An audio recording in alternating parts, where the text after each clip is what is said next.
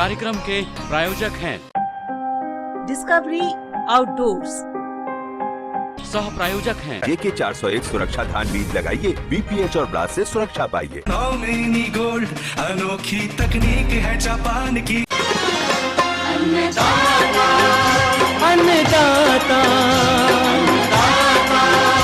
अन्नदाता नीत तुम्हारा अन्नदाता, पग पग पर है संग तुम्हारे अन्नदाता। लहू किसानों का बन के पसीना सींचता है धरती का सीना, मेहनत का तेरी हक दिलवाने, नई तकनीक नई खोज बताने। पशुधन को गुणवान बनाना, पौध सुरक्षा को सिखलाना, खेती के सब गुर समझाने, भारत का सरताज बनाने, आठों पहर है संग तुम्हारे अन्नदाता अन्नदाता। नमस्कार, मैं शालिनी आप सभी दर्शकों का अन्नदाता कार्यक्रम में स्वागत करती हूं। हर रोज की तरह कार्यक्रम में हम लेकर के आते हैं खेतीबाड़ी से जुड़ी हुई बहुत सी लाभकारी जानकारियां। तो चलिए सबसे पहले देखते हैं कि क्या है विशेष आपके लिए आज के कार्यक्रम में। मक्के की वैज्ञानिक बुआई तकनीक।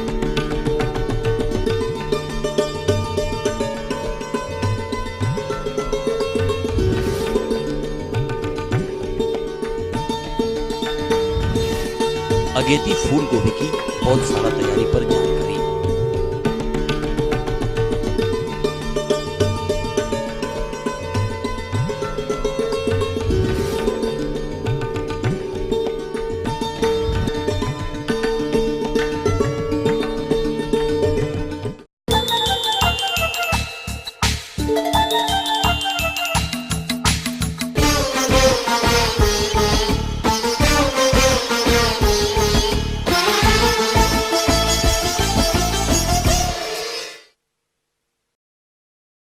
जैसा कि प्रदेश में खरीफ फसल के रूप में मक्के की बुआई का कार्य इस समय तेजी पर है, तो किसान भाइयों फसल से अधिक उपज के लिए आप बुआई के समय तकनीकी बिंदुओं पर अवश्य ही ख्याल रखें, जिस पर विस्तृत जानकारी दे रहे हैं कृषि विज्ञान केंद्र सहारनपुर के डॉक्टर के सिंह।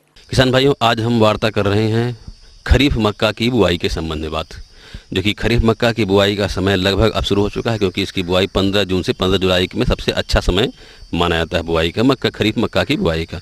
अब बताते हैं खरीफ मक्का की बुआई में हमारे किसान भाई अधिक पैदावार और अधिक आमदनी कैसे प्राप्त करें। इसके लिए किसान भाइयों आपको देखना यह है कि जो खरीफ मक्का की जो प्रजातियां हैं जिनसे आप अच्छी पैदावार ले सकते हैं, पहले उस पर ध्यान दें।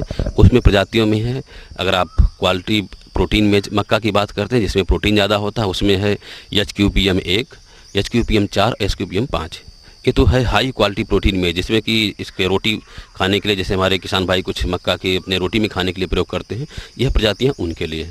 इसके अलावा किसान भाइयों जैसे हमारा हाइब्रिड की जो प्रजातियां हैं जो कि शीघ्र पकती हैं, जैसे PEHM2 पूसा अर्ली मेज हाइब्रिड है। यह प्रजाति बहुत कम समय में पक के तैयार हो जाती है। इसी के साथ पूसा शंकर मक्का 5 है, इसका आप चयन कर सकते हैं। इसके अलावा जो एक मक्का है AH58, आप इसको ले सकते हैं, जिससे कि आप अधिक पैदावार ले सकते हैं। इसके अलावा जैसे हमारा जो कुछ प्राइवेट सेक्टर की जो कि प्रजातियां हैं जिसको कि हमारे गवर्नमेंट ऑफ इंडिया द्वारा अप्रूव्ड किया गया है कि उसको भी आप लगा सकते हैं, उसमें PAC 746 है। इसके अलावा कुछ प्रजातियां नवीन, तरुण, श्वेता आदि प्रजातियां हैं जिनको आप लगा सकते, अच्छी पैदावार ले सकते हैं। खेत की तैयारी की बात आती है, गर्मी की एक मिट्टी पलट वाले हल से जुताई अब अवश्य कराएंगे। इसके बाद 2 से 3 बार देसी हल या जो टिलर होता है उसे जुताई करके आप खेत को अच्छी तरह तैयार कर लेंगे। अब इसके पोषक तत्व प्रबंधन की बात आती है, तो इसके लिए जो हमारी अधिक उत्पादकता वाली प्रजातियां उसमें 120 किलोग्राम नाइट्रोजन, 60 किलोग्राम फास्फोरस और 40 किलोग्राम पोटास प्रति हेक्टेयर की दर से होती है। फास्फोरस पोटास की पूरी मात्रा और नाइट्रोजन की आधी मात्रा बुआई के समय आपको देना है। उसके बाद फिर आप बुआई करने के लिए जाएंगे। जहाँ तक रही बात अब बुआई करने के पूर्व इसके बीज के दर की बात होती है, कितना बीज प्रति हेक्टेयर आप इसमें डालें। अब देखें, आप ध्यान दें, बीज जहाँ के बीज दर की मात्रा की बात होती है तो मक्का की बुआई के लिए 18 से 20 किलोग्राम बीज प्रति हेक्टेयर की दर से पर्याप्त होते हैं। यदि इतना बीज आप 1 हेक्टेयर में लगाते हैं तो आपको अच्छा मक्का की उत्पादकता मिल सकती है। अब रही बात बुआई करते समय आपको ध्यान देना है कि मक्का का जो स्वस्थ पौधा ज़मीन के अंदर से अंकुरित हो, बीमारी रहित पौधा जिसे बीमारी न लगा हो, अगर बीमारी नहीं लगा है तो आपकी पैदावार अच्छी होगी। इसके लिए किसान भाई करना क्या है कि आप मक्का के बीज को 3 ग्राम थीरम और 2 ग्राम कार्बेंडाजिम, यह मात्रा होती है 1 किलोग्राम बीज की। उस दवा के ऊपर कदापि आप पानी का छिड़काव न करें, क्योंकि यह दवा के अंदर इतना खुद कंटेंट होता है जो कि बीज के ऊपर पड़ते हैं अपने आप उसके ऊपर चिपक जाता है, उसके ऊपर एक लेयर बन जाती है। बीज शोधन करने के 15-20 मिनट के बाद आप इसकी खेत में बुआई करेंगे। इसको 2 तरीके से बोया जाता है। जो संकर प्रजातियां हैं, जो कि अधिक पैदावार देने वाली प्रजातियां हैं, उनको आप 60 सेंटीमीटर कतार से कतार की दूरी और 20 सेंटीमीटर पौधे से पौधे की दूरी आपको रखना आवश्यक है। लेकिन हमारी जो प्रजातियां संकर नहीं, जो इन प्रजातियों को बोने के लिए आपको 45 × 20 सेंटीमीटर यानी कि कतार से कतार 45 सेंटीमीटर और पौधे से पौधे की दूरी 20 सेंटीमीटर रखने की आवश्यकता पड़ती है। और जहाँ तक बोने की गहराई आप ध्यान रखें, जब बुआई कर रहे हैं तो 5 सेंटीमीटर की गहराई पर्याप्त होती है मक्का की बुआई करने के लिए। इसके साथ साथ किसानों, हमारा मक्के के खेत में बरसात का सीजन होता है, खरीफ के मौसम में खरपतवारों की समस्या ज़्यादा होती है, तो आपको इससे बचाव करने, खरपतवार के नियंत्रण करने के लिए किसान भाई यदि मक्का की खेती कर रहे हैं तो बुआई करने के 36 घंटे के अंदर या 48 घंटे के अंदर आप पेंडीमेथिलिन दवा आती है, आप उसको 3.3 लीटर मात्रा 700 से 800 लीटर पानी में घोल बनाकर प्रति हेक्टेयर की दर से छिड़काव कर दें। छिड़काव करते समय इस बात का ध्यान रखें कि जब आप खेत में प्रयोग करें तो उस छिड़काव करते हुए आप उल्टे पैर पीछे की तरफ आप चलते रहिए। तो आप इससे क्या होता है कि जहाँ ये दवा का एक स्तर बनता, लेयर बनता है, वह टूट नहीं पाए, नहीं तो खरपतवार का नियंत्रण आसानी से नहीं हो पाता। इसी के साथ साथ किसान भाई, यदि ये जैसे कि आपको मौसम लगा, जिस दिन आप बुआई कर रहे हैं आपको आभास हो रहा है कि बारिश की संभावना है, तो आप इस खरपतवार नाशी का प्रयोग न करें। आप अच्छा ही होगा कि आप आगे चल करके आप इसमें जब 20-25 दिन बाद आप निराई गुड़ाई कर दें, जिससे खरपतवार पूरे खत्म हो जाएंगे। निराई गुड़ाई करने से फ़ायदा हो जाएगा कि आपने जो कतार से कतार की दूरी तो सही बनाई थी, जो पौधे से पौधे की दूरी 20 सेंटीमीटर की बात होती है वह नहीं हो पाती, सही हो पाती, तो आप निराई गुड़ाई करते समय ही पौधे से पौधे की दूरी का भी निर्धारण कर लेंगे। तो किसान भाइयों, जहाँ तक ये मक्का उत्पादन की और इससे आमदनी लेने की बात है, जो हमने प्रमुख बिंदु आपको बताए हैं, यदि आप इन बिंदुओं को ध्यान में रखेंगे तो आप मक्का से अधिक उत्पादकता और अधिक आय की प्राप्ति कर सकते हैं।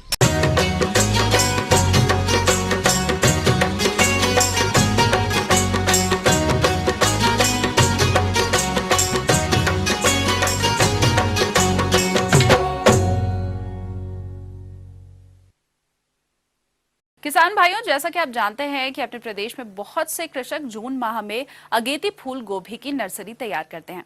अगर आप भी इसकी नर्सरी तैयार करने जा रहे हैं तो आप कौन कौन से मुख्य बिंदुओं पर ध्यान दें और नर्सरी का प्रबंधन किस प्रकार से करें, इस विषय पर जानकारी दे रहे हैं एक विषय विशेषज्ञ। किसान भाई, बात करेंगे कि नर्सरी की किस तरीके से तैयारी की जाए। तो नर्सरी की सही देखभाल एवं सही ढंग से तैयारी काफी महत्वपूर्ण होती है। तो आप नर्सरी जब डालने जा रहे हैं तो वो जमीन जो है जहाँ पे आप नर्सरी लगाएंगे वो जमीन आपकी अच्छी होनी चाहिए और समतल होनी चाहिए। किसी तरीके का वहाँ पे जल जमाव न होता हो, किसी पेड़ की छाया न आती हो, किसी किस्म का वहाँ पे पहले से जो है कोई खाद वगैरह न रखा हो। इस चीज़ का आप ध्यान रखेंगे कि जो बीज है आपका, उस बीज को जब आप नर्सरी में डालने जा रहे हैं तो उसके पहले जो है ज़मीन जो है उसको रासायनिक विधि द्वारा आप शोधित कर लें। और रासायनिक और जैविक दोनों विधियाँ हैं आपको उस नर्सरी की ज़मीन को शोधित करने के लिए। तो अगर आप जैविक विधि से करना चाहते हैं तो ट्राइकोडर्मा ब्रीडी का 8 से 10 ग्राम का पाउडर जो है 20 से 30 किलोग्राम गोबर की खाद या वर्मी कंपोस्ट में मिला के उस जमीन में छिड़क दीजिए। उसके बाद जो है आप नर्सरी वहाँ पर तैयार कीजिए। और अगर आप रासायनिक विधि से नर्सरी स्थली का उपचार करना चाहते हैं तो 1 लीटर पानी में 2.5 ml की मात्रा जो कि मिला करके वहाँ पे छिड़काव कर दें। किसान भाई, इसके बाद हम बात करते हैं जो खाद की मात्रा है वो कितनी डालनी चाहिए। तो 1 एकड़ फूल गोभी की खेती के लिए बनाई गई पौधशाला में 20 gram diammonium phosphate, 15 gram muriate of potash, 15 gram urea और 3 से 4 किलोग्राम जो है वर्मी कंपोस्ट की मात्रा मिलानी चाहिए। और जो क्यारी का आकार होना चाहिए वो 2 मीटर लंबा और 1 मीटर चौड़ा होना चाहिए। इस तरीके से आप क्यारी बनाएंगे तो आपकी क्यारी जो है अच्छी होगी। सबसे पहली सावधानी ये बरतनी चाहिए कि अगेती फूल गोभी जब हम लगाने जा रहे हैं तो उसकी किस्मों का जो चुनाव है वो अगेती के लिए ही हो। ऐसा न हो कि हम पिछात और मध्यम में उगने वाली फूल गोभी के बीज को अगेती में लगा दें, क्योंकि अगेती फूल गोभी की प्रभेद का जब हम चयन करते हैं तो उस वक्त ये ध्यान रखते हैं कि जो हमारा फूल गोभी की पौध है उस पौध में पत्ते ज़्यादा निकलते हों, जिससे कि हमारा जो फूल गोभी का फूल है वो फूल उन पत्तों के बीच में सुरक्षित रह सके। और इनमें जो कुछ नाम है, जैसे सबसे पहली किस्म की बात आती है वो पूसा दीपाली किस्म है।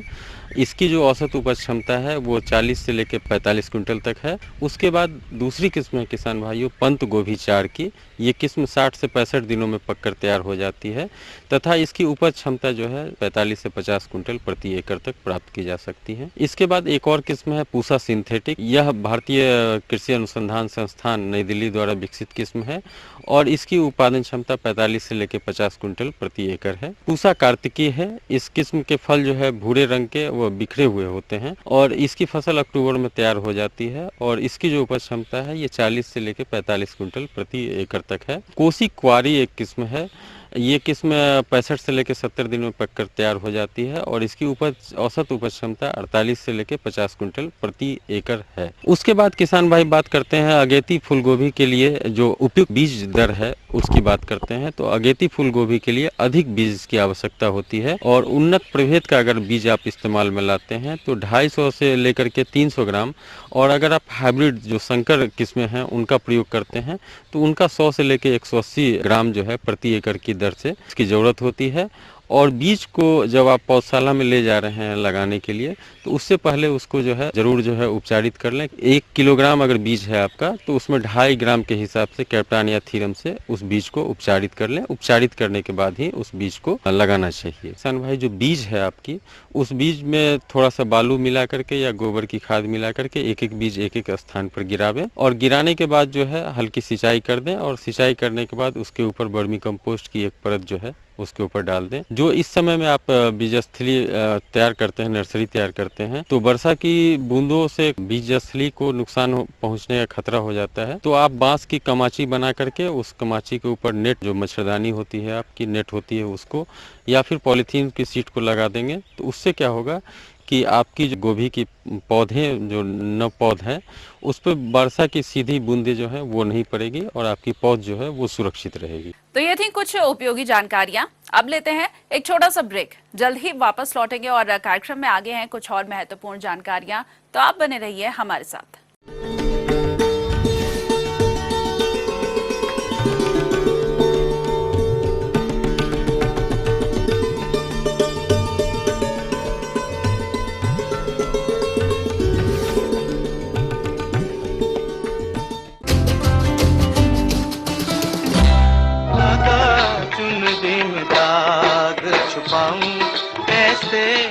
वो रूहानी लफ्ज जो आज भी हैं जहन में।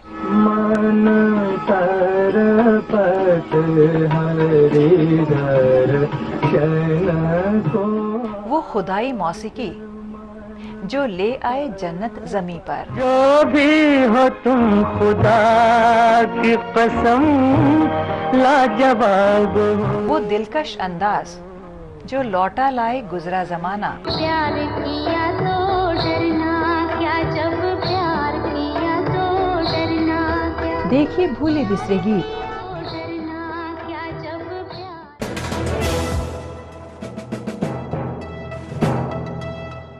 नारी के अस्तित्व की खूबसूरत पहचान रसोई से दोपहर 2:30 बजे।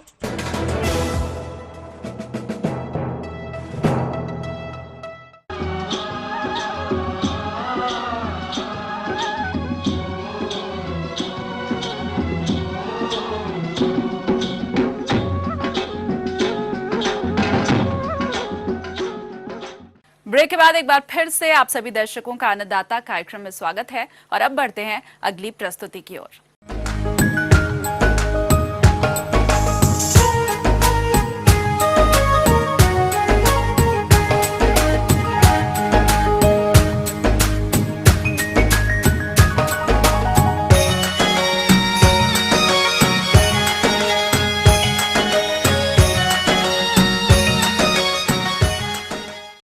किसान भाइयों, जैसा कि आपको ज्ञात है कि अंगूर की खेती हमारे राज्य में सीमित भूभाग पर की जाती है।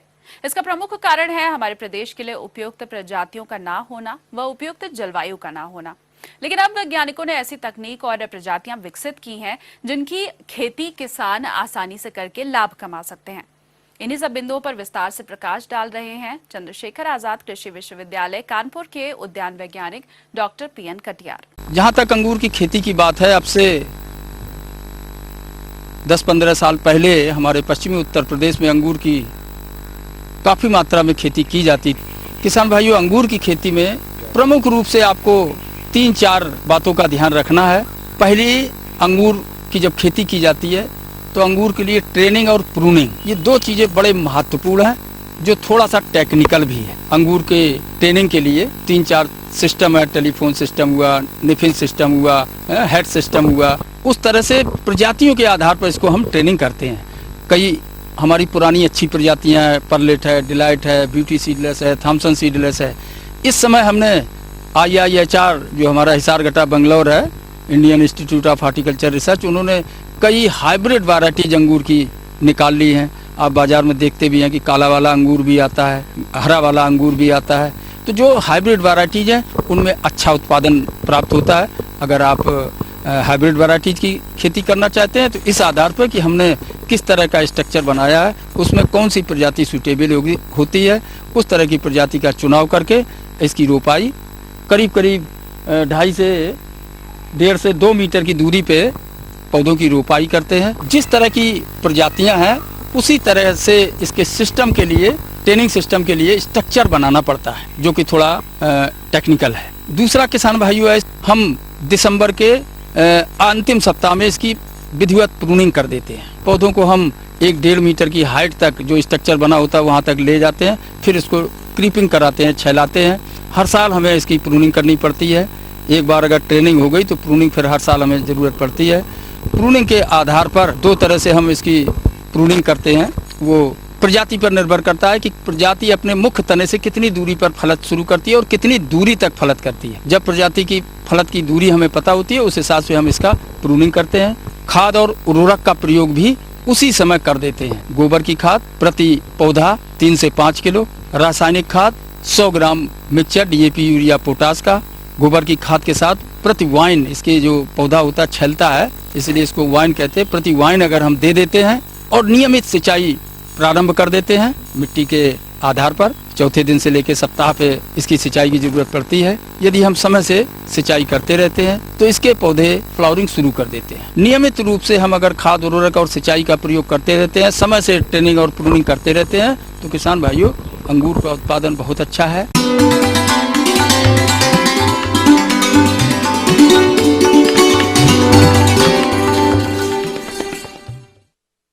अन्नदाता हेल्पलाइन निःशुल्क फोन संपर्क सेवा के माध्यम से आपके द्वारा पूछे गए प्रश्नों में से 1 या फिर 2 महत्वपूर्ण प्रश्नों को हम अपने कार्यक्रम में शामिल करते हैं।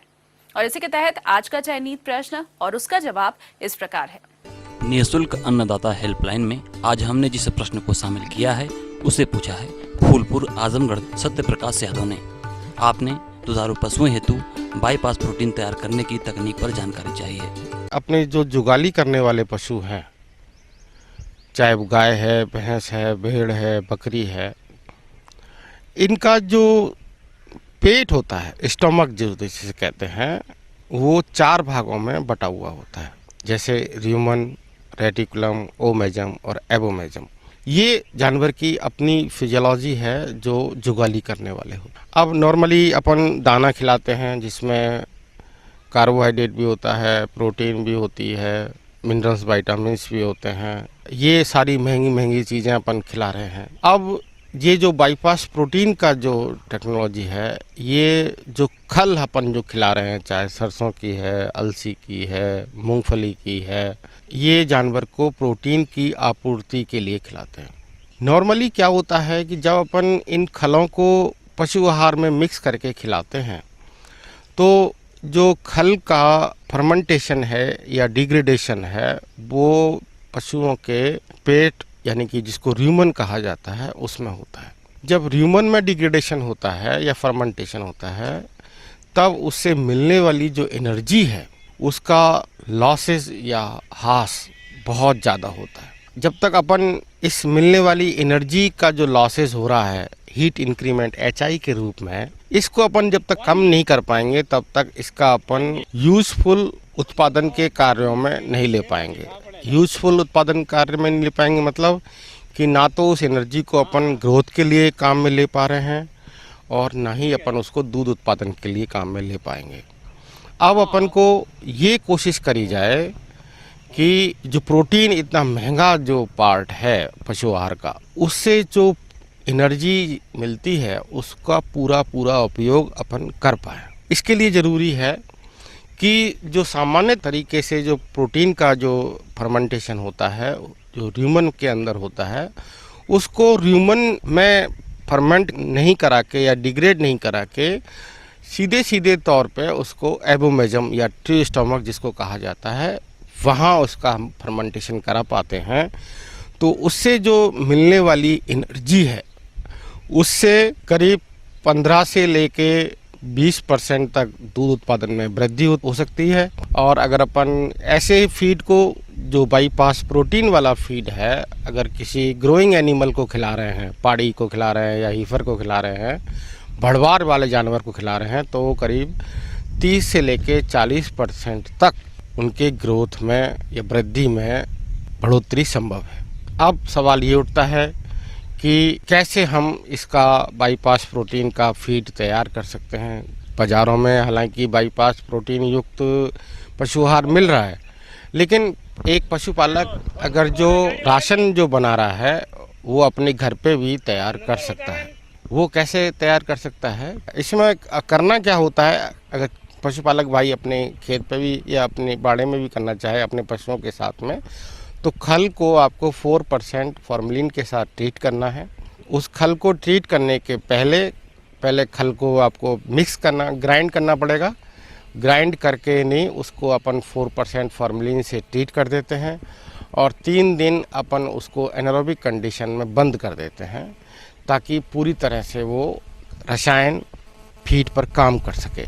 इसके उपरांत फिर अपन उसको निकाल के और थोड़ी देर हवा में रखने के बाद, ताकि उसकी जो गंध है फॉर्मेलिन की वो बाहर निकल जाए, उसके बाद फिर अपन अपने जानवर को खिला सकते हैं। इससे क्या होगा कि जो केक सामान्यतः र्यूमन में जो पचती है वो र्यूमन में से पच ना कर वो सीधे र्यूमन से बाईपास होती हुई और ट्री स्टमक एबोमेजम में चली जाएगी। अब इसकी अगर अपन एक कॉस्ट निकालें कि क्या खर्चा आता है, तो करीब अगर अपन प्रोटीन या खल को उपचारित करते हैं तो उसमें 1 किलो पर 1 रुपया खर्चा आता है। तो कहने का मतलब ये है किसान भाइयों, इन तकनीक का उपयोग करने से जो अपना इतना महंगा अपन पशु आहार खरीद रहे हैं या पशु आहार के इंग्रेडिएंट अपन खरीद रहे हैं, उसका अपन बेहतर उपयोग कर पाते हैं। क्योंकि पशु को देखिए प्रोटीन चाहिए। अब कहने को लिए अपन प्रोटीन की आवश्यकता काफ़ी हद तक कम दूध देने वाले जानवर की यूरिया खिला के भी अपन आपूर्ति कर सकते हैं, लेकिन जो जानवर 4-5 किलो दूध दे रहा है दिन का, उसके लिए यूरिया अपने आप में काफ़ी है।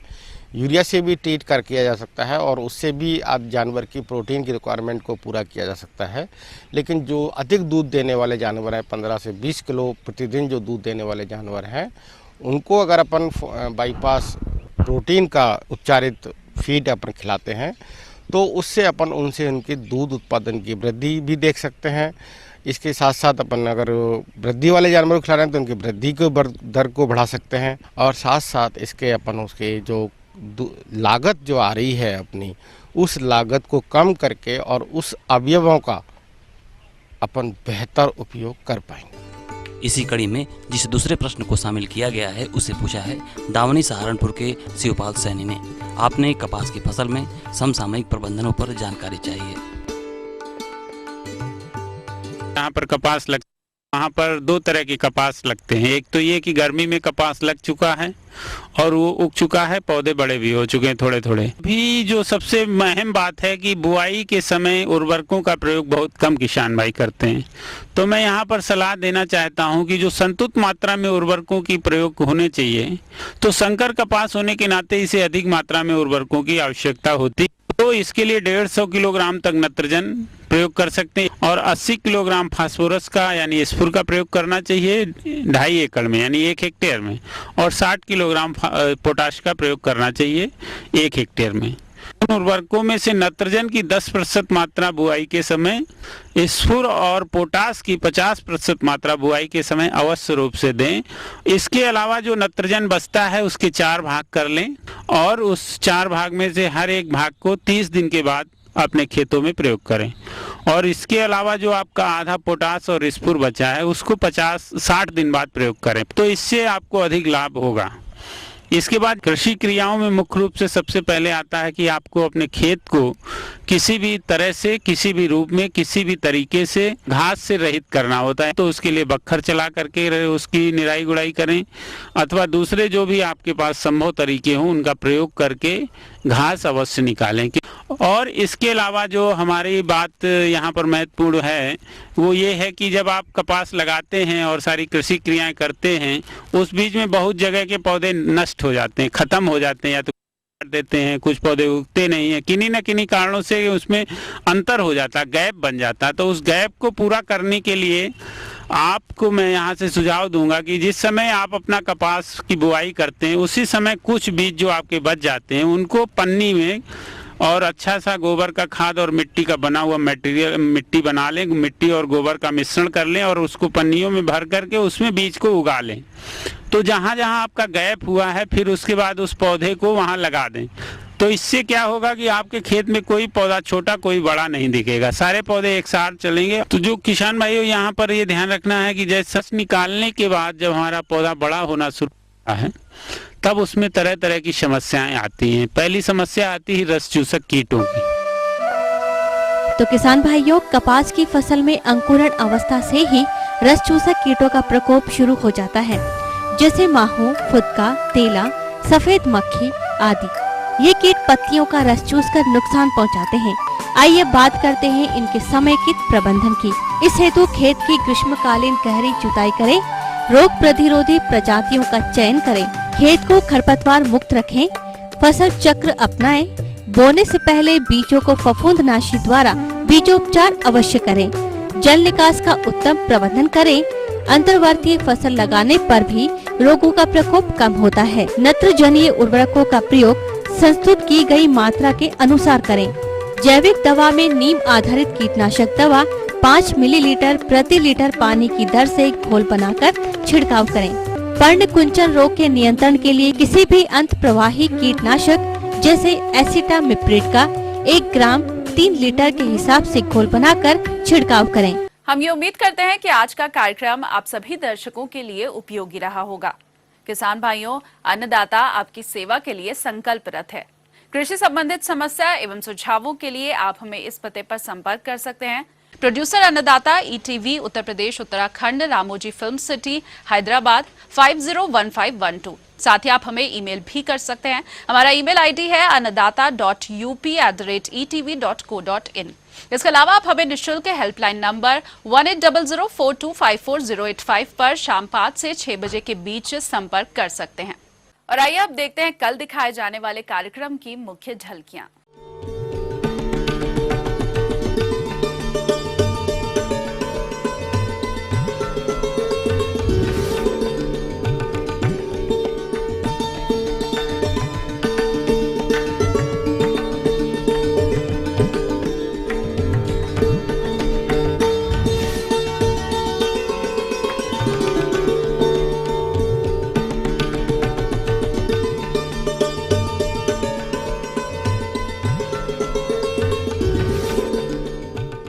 तो फिलहाल अन्नदाता की पूरी टीम को दीजिए इजाजत। कल फिर इसी समय आपसे मुलाकात होगी कृषि संबंधित कुछ और रोचक जानकारियों के साथ। नमस्कार।